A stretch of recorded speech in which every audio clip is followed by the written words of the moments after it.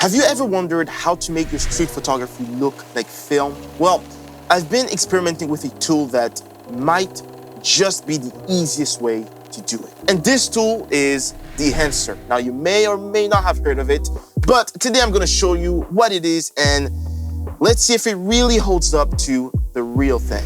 If you're into street photography, you probably love that raw, timeless look that film photography gives. But let's be real, film is not cheap and it's not always practical. Because I only shoot digital, I wanted to find a way to get that film feel without the cost or the hassle of actual film development. And this is when I came across the Enhancer, a plugin that stimulates different film stocks. So then I tried it out for myself and I ended up really liking it. It actually is pretty impressive what this plugin can do. Okay, so here's how it works. Right now I'm in Lightroom and what I'm gonna do is I'm gonna turn this photo into a film style photo using the Enhancer. Now, what I like to do just before I send it over to the Enhancer is do some small tweaks, for example, raising the shadows a little bit, maybe decreasing the highlights. Now, these are optional. You don't have to do these because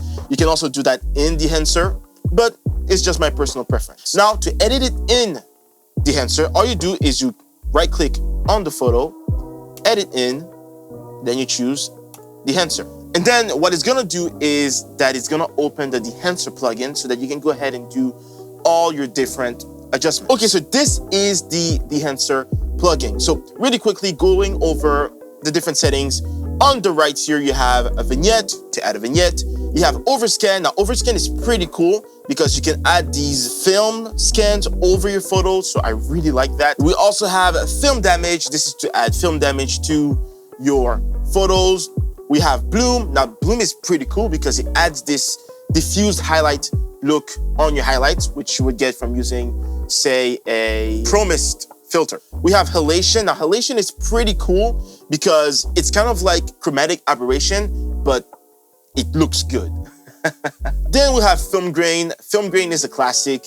You can add different film grains to your image. It's really cool. Then we have color head to play with the colors and the midtones and the shadows of your photos. Now in expand, you can control the black points and the white points of your image, right? You can increase the black points to add a lot more contrast to your image, or you can decrease it to remove contrast. Then we have film compression. Now, film compression, I don't use it a lot, but basically what it does is if your photo is a little too overexposed and your highlights are clipping, what this will do, it will kind of compress the highlights so that they're not so white, but it will make the whites a little bit grayish, if that makes sense. Then in the film developer, you have the basic settings such as the color boost to boost the colors. This sort of acts as a saturation. You even have the contrast boost to boost the contrast in your photo or remove some contrast. I think it's really great that you have all these settings, right? It allows you to go in and try them out for yourself and see which one works best for your photos. And there are a lot of options. So it really works for almost any type of photo that you shoot with. Now, moving on to the left side, we have different presets. So you have two categories. You have the film categories with a bunch of film stocks, and you have the preset categories with just a bunch of presets. What I love using is the film category and their film stocks.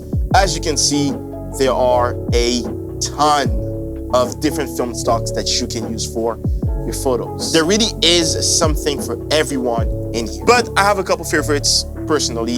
I love using the, and I'm not gonna pronounce this right, the Agfa Color 100 and the Chrome RSX 2. Now these are so far, these are my two favorite film stocks that I love using. For this photo, I'm going to use the Agfa Color 100. So what I'm gonna do now is I'm gonna jump over to these settings right here to make this photo look even more film-like. Now, as I said, you don't have to use every single one of these settings. I know I don't. I only use the ones that I am more comfortable with and the ones that I know really make an impact on my photos. But it's a personal preference. You can definitely use all of them if your photo needs it. Because at the end of the day, it's just about what you like, what your style is, and what works the best for the photo. So I'm gonna start with the film compression. The impact, I'm gonna leave it at 60. That looks fine. The tonal range, I might decrease that a little bit more, say at around 20, that's fine.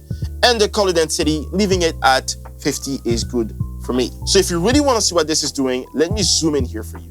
Look at the highlights and the brightest parts of the image. Watch what happens to them when I turn on the film compression. It kind of saves the highlights a little bit and makes the brightest part be more controlled. It basically compresses them, is basically what it does. So then I'm gonna activate the print.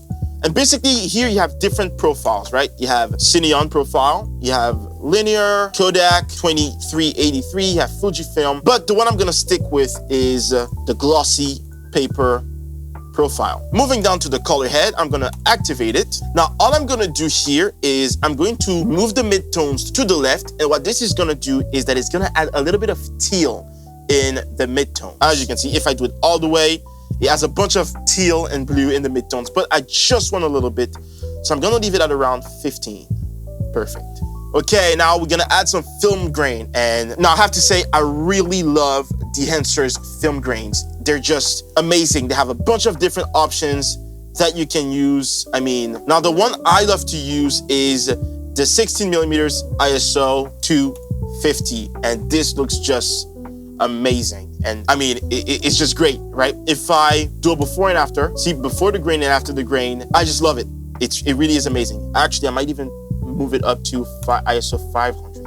Yes. Now, using this button here, this little eye icon here, you can preview a before and after of your edit. So if I click on it, it'll show our photo without any of the effects of the plugin. And if I click on it again, it'll show all the effects that we have applied. Okay, now moving down to the halation. Now, halation is another one that I really like. Basically, it's like chromatic aberration, but it looks really good. It kind of adds a glow to your photo. Dehancer has a bunch of different options that you can choose for your halation, right? You have from 8 millimeters all the way to 65 millimeters, 70 millimeters even. And you have the options to have with remjet or with no remjet. Basically what this means is, for example, if I do 35 millimeters, no remjet, as you can see, it adds like a glow to the photo. For example, if I do it with 8 millimeters, you might be able to see it a little bit better. Look at this. You see, it adds this like film glow to the image. It really is amazing. But I don't want it to be too intense, so actually I'm gonna go to 35 millimeters, no remjet. It's this way, it's really subtle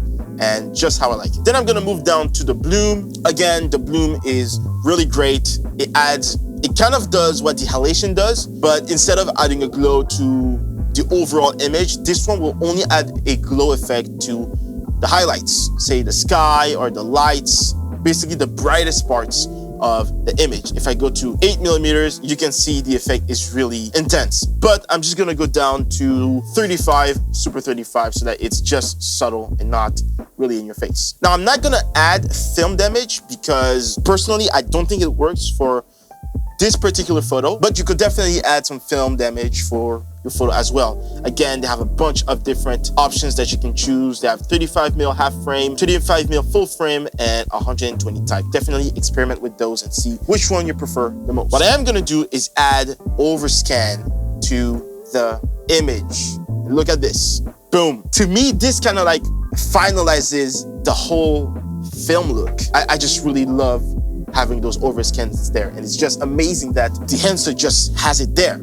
You have different settings here, the gate type, you can modify the shape. For example, you can have it rounded like that, but I like to have it on normal. You can even have it be vertical or horizontal. Now, if you have it on horizontal, it looks like this. This is not bad, but I like having it on vertical, so I'm gonna leave it how it was. Now me, I'm gonna leave the settings as they are. I'm just gonna increase the scale to around 30 here, because I still want to see a bit more of the image, but I like having those things at the top and the bottom where you can kind of see like there's another image there. I really like this. So after that, I might add a little bit of a vignette, something really subtle. Perfect. So this is basically it. Let's look at the final photo. This is what it looks like. Now, if we go over here on this eye icon and we click it, we can see the before and we can see the after. Now, whenever you're done making all your adjustments, all you do is you click here on OK. And what it's gonna do is that it's gonna close the plugin and it's gonna take you back to Lightroom where you could do some further adjustment to the photo. But to me, this looks already good. And right now we're looking at a before and after to see what we have done with the photo. And as you can see, it looks much more like a film stock photo now. Now, another thing that I really like about the Dehancer plugin is the fact that if I want to apply these effects to another photo, it's really easy to do that. For example, say I want to apply these effects to this photo right here. Well, the process is the same. All I have to do is right click on it, edit in Dehancer, and then it's gonna open the Dehancer plugin and all the effects will already be applied. Basically, all the effects that we applied to the previous photo will already be applied to this new one. Now, you can leave it as that if you want, or you can go in and modify the settings as you want to. This is really great if you have say, a handful of photos that you want to turn into a film look. You don't have to go through each of them and edit them separately. You can just do the edits on one photo, and then to apply that to the other photos, it's really easy. So that is the plugin Dehancer, right? It's one of the best ways and the most fun ways to get film edits on your photo. It's super intuitive, easy to use. There's a ton of customizations, which gives you a lot more control than just using a LUT, and it actually reacts like film. Highlights roll off naturally, shadows have depth. It's really amazing. Now, I use this plugin for Lightroom, but it is also available for Capture One or even Photoshop.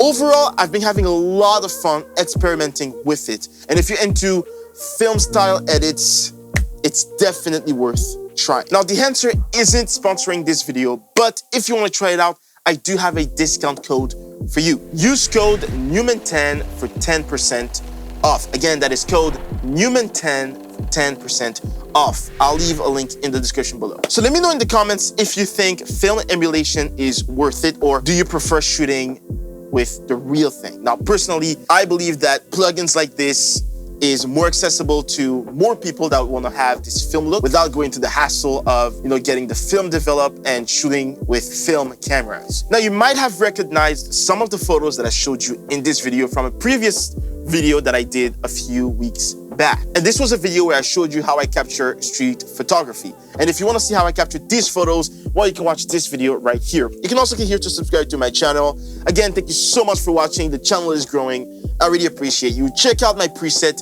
in the description below. Thank you so much for watching. Stay creative, keep creating. God bless you, and I'll see you in the next one.